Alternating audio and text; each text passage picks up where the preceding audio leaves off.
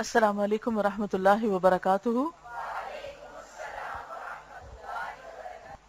کیا حال ہے سب کا؟ الحمد للہ۔ نحمدہ ونصلی علی رسولہ الکریم، اما بعد فاعوذ باللہ من الشیطان الرجیم، بسم اللہ الرحمن الرحیم۔ رب اشرح لی صدری ویسر لی امری واحلل عقدۃ من لسانی یفقہوا قولی۔ فصل ہے 34، پیج 181، انعامات الہیہ سے محرومی۔ انعامات کس کی جمع ہے؟ انعام کی، اور الہیہ الہ کی طرف نسبت ہے، یعنی اللہ سبحانہ و تعالی مراد ہے یہاں، یعنی اللہ تعالی کے انعامات سے محرومی۔ کون لوگ محروم ہو جاتے ہیں؟ کیونکہ اللہ سبحانہ و تعالیٰ کی رحمتیں تو عام ہیں، وہ تو الرحمن اور الرحیم ہے، وہ اپنے بندوں پہ ظلم بھی نہیں کرتا، وہ کسی کو تکلیف بھی نہیں دینا چاہتا۔ لیکن کیا وجہ ہے کہ انسان بعض اوقات نعمتوں سے محروم ہو جاتا ہے، خیر اور بھلائی سے محروم ہو جاتا ہے؟ بعض اوقات تو اس کو پتہ چلتا ہے، اور بعض اوقات تو اس کو پتہ بھی نہیں چلتا کہ کتنی بڑی خیر اس کے ہاتھ سے جا چکی ہے اور وہ کس مشکل میں گرفتار ہو چکا ہے۔ یہ دوسری صورتحال پہلی سے بھی زیادہ خطرناک ہے، کیونکہ ہم عام طور پر انعامات کس کو سمجھتے ہیں؟ کس کو انعام سمجھتے ہیں؟ مٹیریل چیزوں کو۔ جب ہم اپنے بچے سے کہتے ہیں کہ آپ فرسٹ ڈویژن میں پاس ہو جاؤ، ہم آپ کو انعام دیں گے، تو اس سے کیا مراد ہوتی؟ کیا انعام دیں گے؟ ہاں؟ کوئی مادی چیز، کوئی گفٹ وغیرہ، کوئی خوشنما چیز جس سے وہ خوش ہو جائے، اس کو انعام سمجھتے۔ تو بہت سے لوگ سمجھتے کہ دنیا کی جو نعمتیں ہیں یہی بس انعام ہے، لیکن اس سے بڑے بڑے انعام بھی ہوتے ہیں، اور وہ کیا ہیں؟ کیونکہ ہماری ضروریات صرف مادی نہیں ہیں، جسمانی نہیں ہے، روحانی بھی ہیں، دنیا کے علاوہ آخرت کی بھی ہیں۔ بہرحال یہاں پر وہ امام ابن قیم الجوزیہ دنیا کے انعامات اور دنیا کی نعمتوں اور دنیا میں ملنے والی خیر و برکت کی طرف اشارہ کر رہے ہیں۔ عام طور پر ہم سمجھتے ہیں کہ گناہ کرنے کا، غلط کام کرنے کا نتیجہ آخرت میں نکلے گا، وہاں سزا ملے گی۔ اگر کوئی غلط کام کر رہا ہو تو عموماً ہم کیا کہتے ہیں کہ ایسا نہ کرو، کیا ہوگا؟ جہنم میں جاؤ گے، اللہ تعالیٰ ناراض ہو جائیں گے، سزا ملے گی، یعنی آخرت کی بات ہوتی ہے عام طور پر۔ لیکن بات یہ ہے کہ بعض اوقات آخرت کے علاوہ دنیا میں بھی انسان بہت سی خیر و بھلائی سے محروم ہو جاتا ہے، خاص طور پر ایسے مواقع سے، ایسے ماحول سے، ایسے لوگوں سے دور ہو جاتا ہے کہ جن کے ساتھ ان کا ایمان بڑھتا ہے، جن سے ان کی روحانی نشو نما ہوتی ہے۔ تو آئیے دیکھتے ہیں کہ یہ کیا لکھتے ہیں۔ کہتے ہیں کہ گناہ کی ایک سزا یہ بھی ہے، یعنی کوئی جیسے جھوٹ بولتا ہے، غیبت کرتا ہے، کسی پہ ظلم کرتا ہے، کوئی بھی غلط کام کرتا ہے، یعنی جو کام اللہ تعالیٰ کو پسند نہیں، نافرمانی کے کام، جب انسان وہ کام کرتا ہے تو بندہ اللہ کے انعامات سے محروم ہو جاتا ہے اور اللہ کی ناراضگی اور خفگی میں مبتلا ہو جاتا ہے۔ کسی بندے سے جب کوئی نعمت سلب کر لی جاتی یعنی لے لی جاتی، یا وہ کسی نکبت اور عذاب میں گرفتار ہو جاتا ہے، تو اس کا سبب اس کی نافرمانی اور عصیان ہی ہوتے ہیں۔ یعنی انسان جب مصیبتوں میں مبتلا ہوتا ہے تو اس کی وجہ کیا ہوتی ہے؟ اس کے اپنے گناہ ہوتے ہیں۔ حضرت علی فرماتے ہیں، ما نزل بلاء الا بذنب ولا رفع بلاء الا بتوبۃ۔ جو مصیبت نازل ہوتی ہے گناہوں کی وجہ سے نازل ہوتی ہے، اور جو مصیبت رفع ہوتی ہے توبہ کی وجہ سے رفع ہوتی ہے۔ تو پھر کرنا کیا چاہیے انسان کو؟ ہر دم اپنے گناہوں کا اعتراف اور توبہ، اپنی غلطیوں پہ نظر۔ لیکن عام طور پہ دیکھا یہ گیا ہے کہ جب کوئی کام خراب ہوتا ہے تو ہم کیا کرتے ہیں؟ کتنے پرسنٹ اپنی غلطی مانتے ہیں اور کتنے پرسنٹ لوگوں کو بلیم کرتے ہیں، اور بعض اوقات اللہ سبحانہ و تعالیٰ کو بھی۔ کیا ہوتا ہے جب کوئی بھی مشکل آتی ہے، کوئی کام بگڑ جاتا ہے، کوئی نقصان ہو جاتا ہے، کچھ ٹوٹ جاتا ہے، کوئی اور چیز بگڑ جاتی ہے، کوئی نعمت ہم سے چھن جاتی ہے، کوئی اچھا کام کرنے کا موقع چلا جاتا ہے، تو ہم سب سے پہلے کیا کرتے ہیں؟ لوگوں کو قصوروار ٹھہراتے ہیں، سب میں عیب نظر آتے ہیں سوائے اپنی ذات کے. اپنے اندر تو صرف ٹیلنٹ اور خوبیاں ہی نظر آتی ہیں اور باقی سب کے عیب. اس کا نقصان کیا ہوتا ہے کہ ہمیں کبھی بھی توبہ کی توفیق نہیں ہوتی. پھر جب تک اپنی غلطی نہیں نظر آتی توبہ کی توفیق ہی نہیں ہوتی، اور جب توبہ کی توفیق نہیں ہوتی تو پھر مصیبت بھی دور نہیں ہوتی. وہ شکل بدل بدل کے آتی رہتی ہے، وہ دور نہیں ہوتی، دفع نہیں ہوتی. اور بعض لوگ تو اللہ تعالیٰ کو بھی بلیم کرنے سے نہیں چوکتے. وائی می، مجھ پر ہی کیوں یہ مصیبت آئی؟ کیا میں ہی رہ گئی تھی؟ اور بھی تو اتنے لوگ ہیں، میرے ساتھ یہ مسئلہ کیوں پیش آیا؟ اس وقت بھی انسان اللہ تعالیٰ کو ذمہ وار ٹھہرا رہا ہوتا ہے، لیکن یہ نہیں دیکھتا کہ میں نے کیا کیا. تو جب تک ہمارے نگاہوں کا رخ اپنی طرف نہیں پلٹے گا، خود کو جب تک نہیں دیکھیں گے، اپنے آپ کو اینالائز نہیں کریں گے، اپنی غلطیوں کی معافی نہیں مانگیں گے، اس وقت تک اصلاح نہیں ہو سکتی، مسائل حل نہیں ہو سکتے. اور اللہ تعالیٰ کا ارشاد ہے وَمَا أَصَابَكُم مِّن مُّصِيبَةٍ فَبِمَا كَسَبَتْ أَيْدِيكُمْ وَيَعْفُو عَن كَثِيرٍ، سورۃ الشورى. اور تم پر جو مصیبت پڑتی ہے خود تمہارے اپنے کرتوتوں کی وجہ سے پڑتی ہے، اور بہت سی تو اللہ تعالیٰ معاف فرما دیتا ہے. تو اس آیت کی روح سے کیا پتہ چلتا ہے کہ مشکلات کیوں آتی ہیں؟ انسان کے اپنے گناہوں کی وجہ سے، اپنی غلطیوں کی وجہ سے. اور ارشاد ہے ذَلِكَ بِأَنَّ اللَّهَ لَمْ يَكُ مُغَيِّرًا نِعْمَةً أَنْعَمَهَا عَلَى قَوْمٍ حَتَّى يُغَيِّرُوا مَا بِأَنفُسِهِمْ، سورۃ الانفال آیت 53. یہ اس وجہ سے کہ جو نعمت اللہ نے کسی قوم کو دی ہے، جب تک وہ لوگ خود اپنے اندر تغیر نہ پیدا کر لیں، اللہ تعالیٰ کی عادت نہیں ہے کہ ان نعمتوں میں کوئی رد و بدل کر دے. یعنی اگر لوگ اچھے کام کرنا چھوڑ دیں گے تو پھر اللہ تعالیٰ کی نعمتیں بھی زائل ہو جائیں گی، لیکن اگر وہ اچھے کام کرتے رہیں گے تو نعمتوں کی حفاظت رہے گی. ابھی آپ میں سے کسی نے کہا نا کہ اب تک تو ہمیں دوسروں نے باندھا ہوا تھا، فکر یہ ہے کہ ہم اس کی حفاظت کیسے کریں. تو حل کیا ہے؟ کرنا کیا ہے؟ اگر آپ کی انٹینشن اچھی ہوگی، آپ اس سے جڑے رہنا چاہیں گے، آپ اپنے ساتھ اوروں کو بھی باندھیں گے جیسے لوگوں نے آپ کو باندھا، اب آپ دوسروں کو باندھیں گے، تو اس کا نتیجہ کیا ہوگا کہ انشاءاللہ یہ نعمت نہیں جائے گی بلکہ اس میں اضافہ ہوتا جائے گا.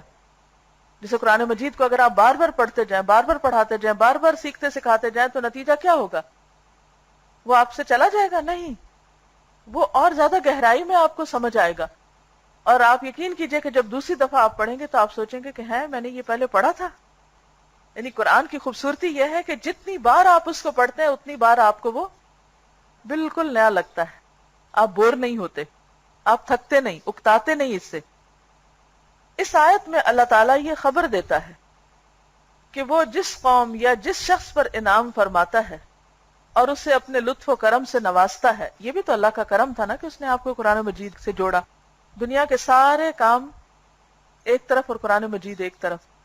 دنیا میں لوگ پتہ نہیں کیا کیا کر رہے ہیں، کن کن چیزوں کے پیچھے بھاگ رہے ہیں، اور اللہ نے آپ کو اپنی کتاب کے پڑھنے کے لیے چن لیا جس کے ایک ایک حرف کے پڑھنے پر 10 نیکیاں.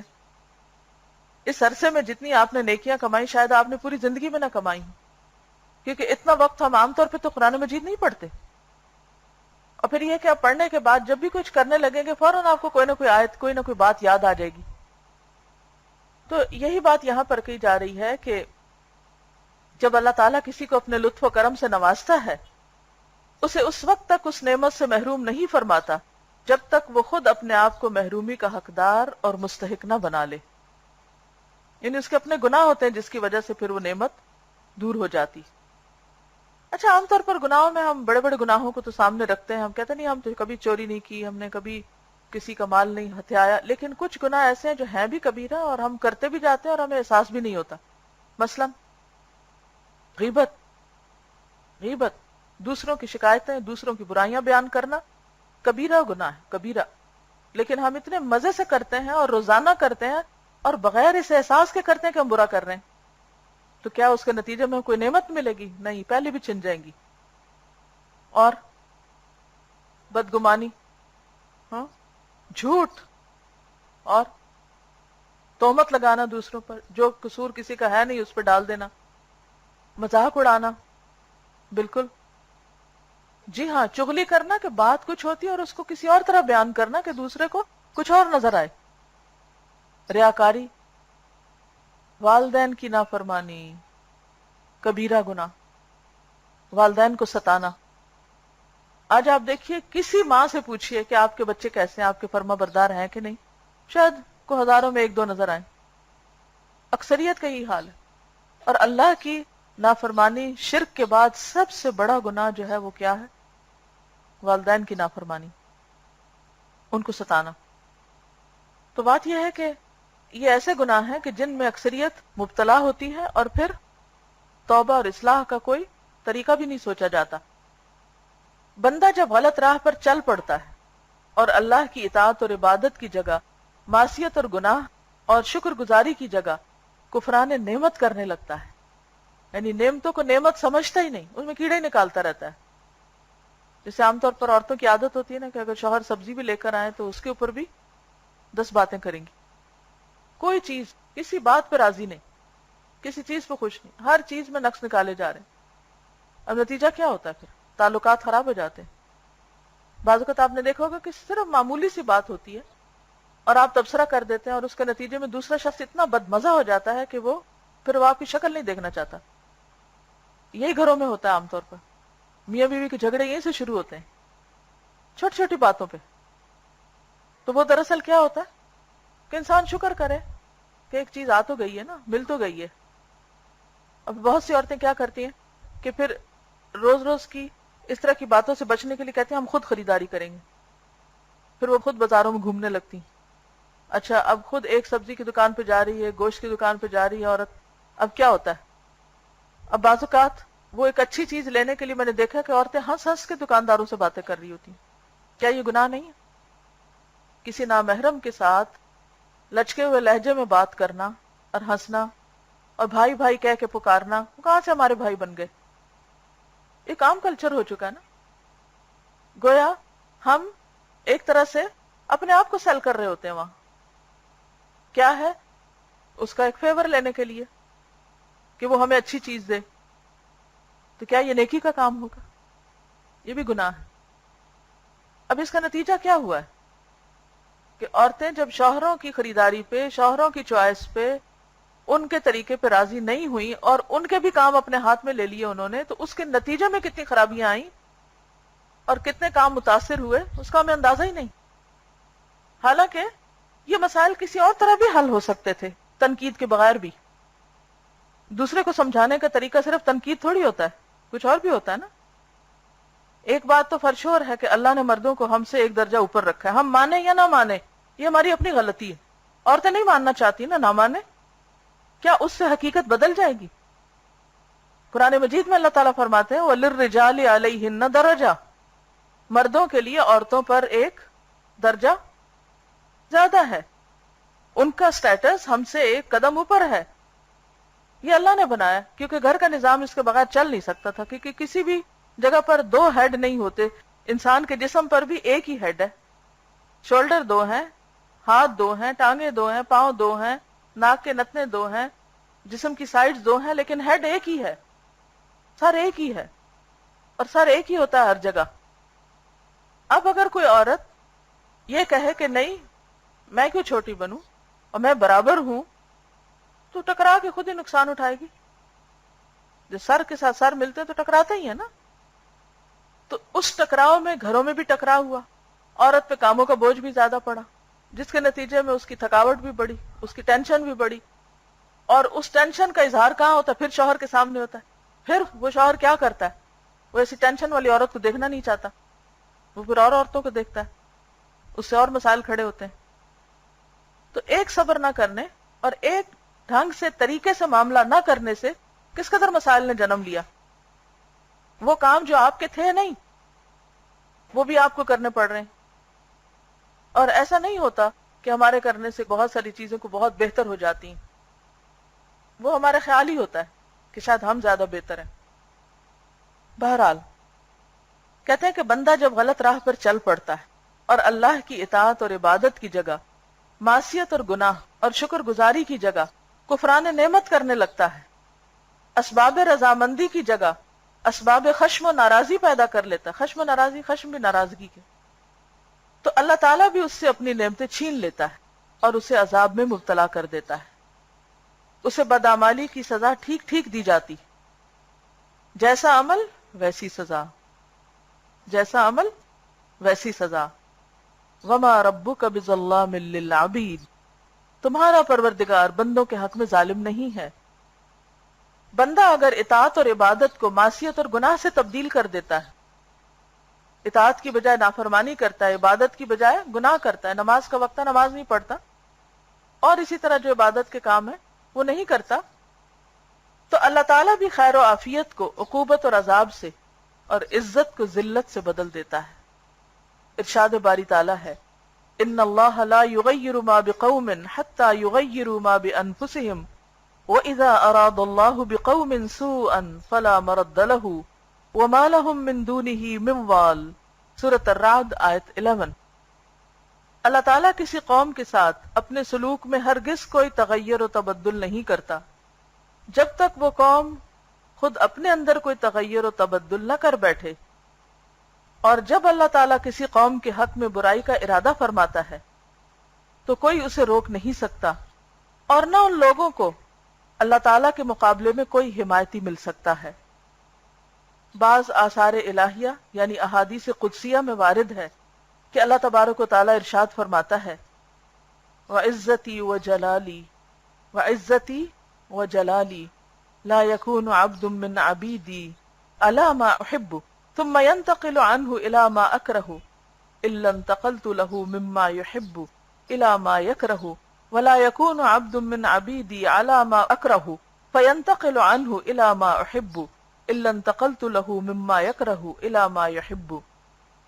قسم میری عزت و جلال کی، جب میرا کوئی بندہ وہ کام کرتا ہے جو مجھے محبوب ہے اور پھر وہ اسے چھوڑ کر وہ کام کرنے لگتا ہے جو مجھے ناپسند ہے، تو میں بھی اسے اس کی محبوب چیز سے محروم کر دیتا ہوں. پڑھیے اس جملے کو خود ذرا.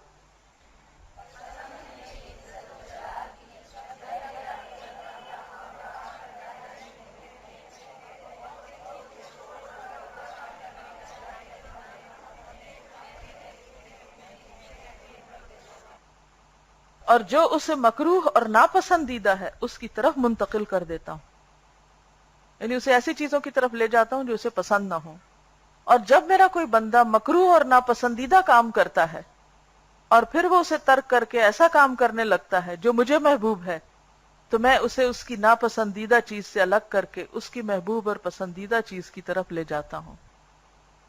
یعنی اگر ہم وہ کریں گے جو اللہ کو پسند ہے تو پھر اللہ تعالیٰ ہمیں بھی وہ دے گا جو ہمیں پسند ہے، اور اگر ہم وہ کریں جو اللہ کو ناپسند ہے تو پھر اللہ تعالیٰ بھی ہم سے وہ لے لے گا جو ہمیں پسند ہے.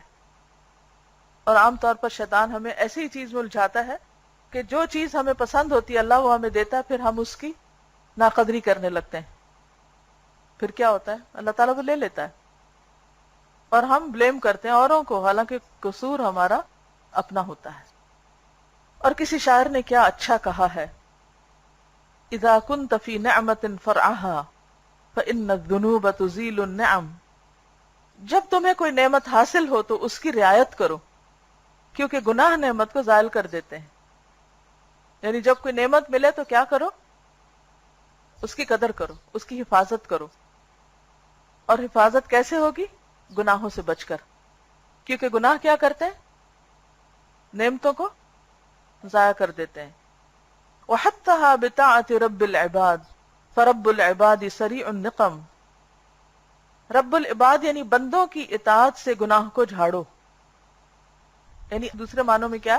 اللہ تعالیٰ کی اطاعت سے گناہوں کو جھاڑو. یعنی گناہ کس سے دھلتے؟ نیکی. ان الحسنات یذہبن السیئات. کیونکہ رب العباد بہت جلد انتقام لیا کرتا ہے، یعنی جلدی اپنے سے گناہ دور کرو ورنہ اللہ کی ناراضگی دور نہیں. وَإِيَّاكَ وَالظُّلْمَ مَهْمَا اسْتَطَعْتَ فظلم العباد شدید الوخم، جہاں تک ہو سکے بندوں پر ظلم کرنے سے بچو، کیونکہ ظلم کرنا بہت بھاری بوجھ ہے. بندوں پہ ظلم نہ کرو. اچھا کیسے ظلم کر سکتا ہے کوئی کسی پہ؟ مثلا بندوں پہ ظلم کیا ہے؟ کوئی مثال سے سمجھائیے.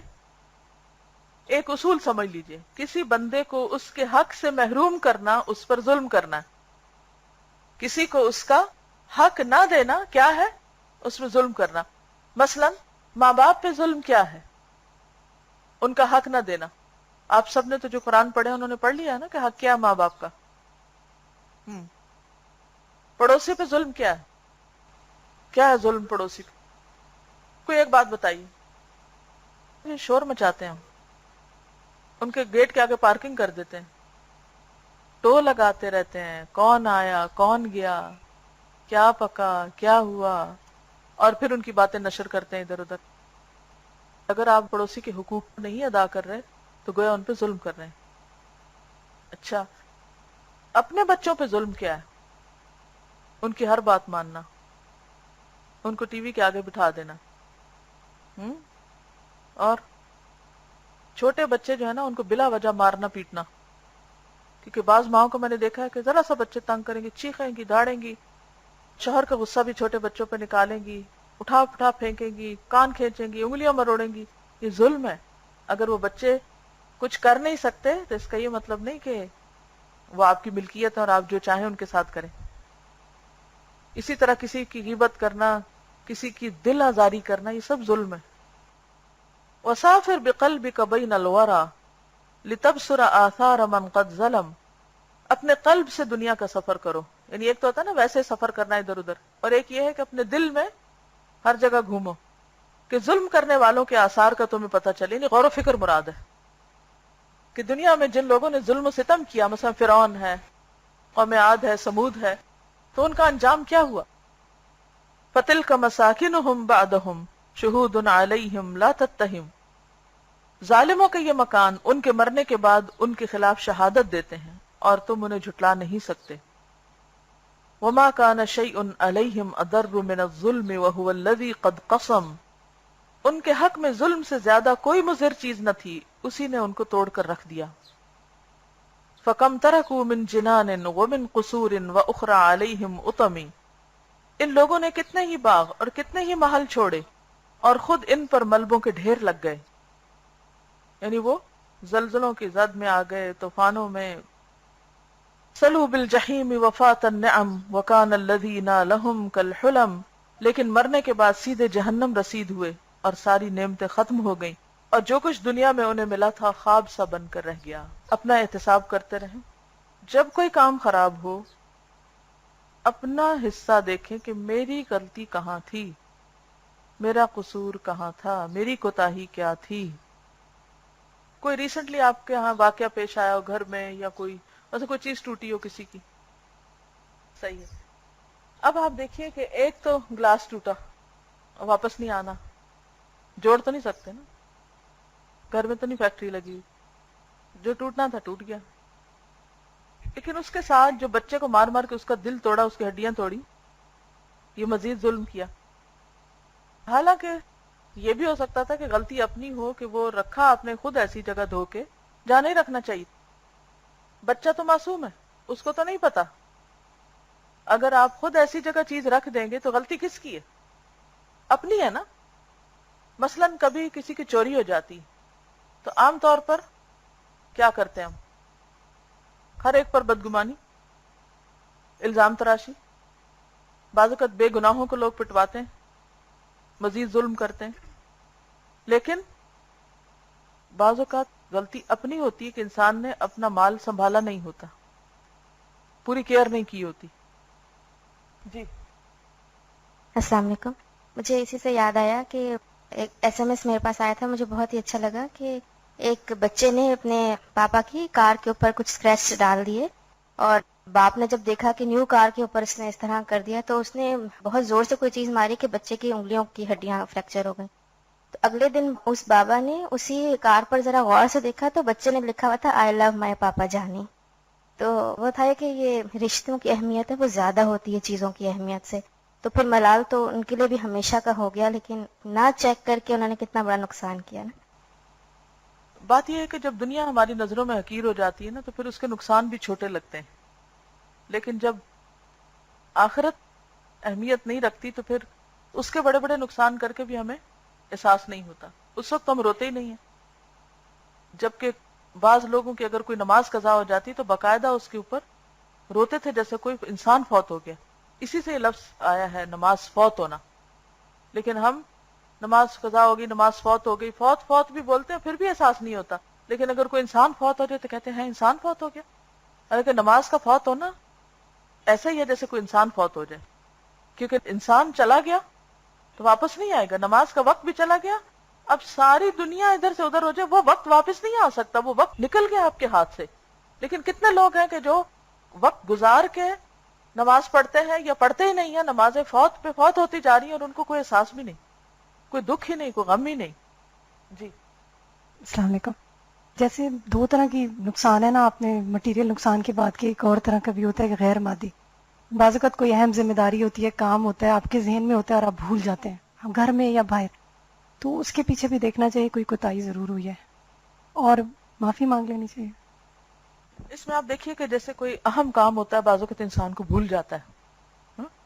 اچھا، تو اب کیا ہوتا ہے کہ شیطان کی طرف سے ہوتا ہے. قرآن مجید میں آپ نے پڑھا کئی بار کہ فَأَنْسَانِهُ الشَّيْطَانُ، شیطان نے اس کو بھلوا دیا.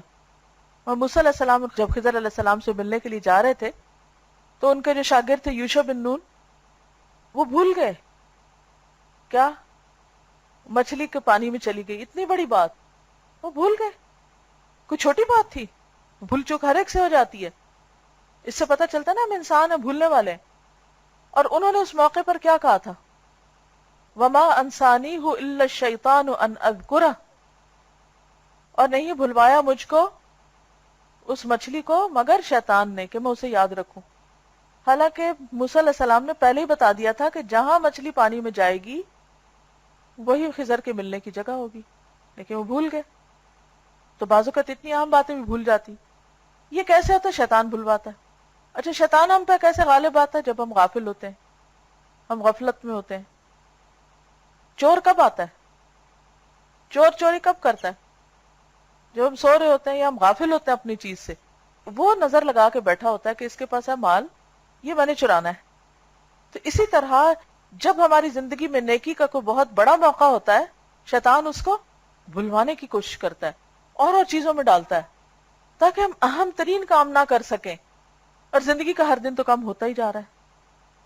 تو اس کی تو ساری جد و جہد یہی ہے کہ ہم اہم کاموں کو چھوڑ کے غیر اہم میں پڑے رہے، فضول چیزوں میں پڑے رہے اور بیکار کی لمبی چوڑی بحثوں میں پڑے رہے اور کرنے کا کام نہ کریں.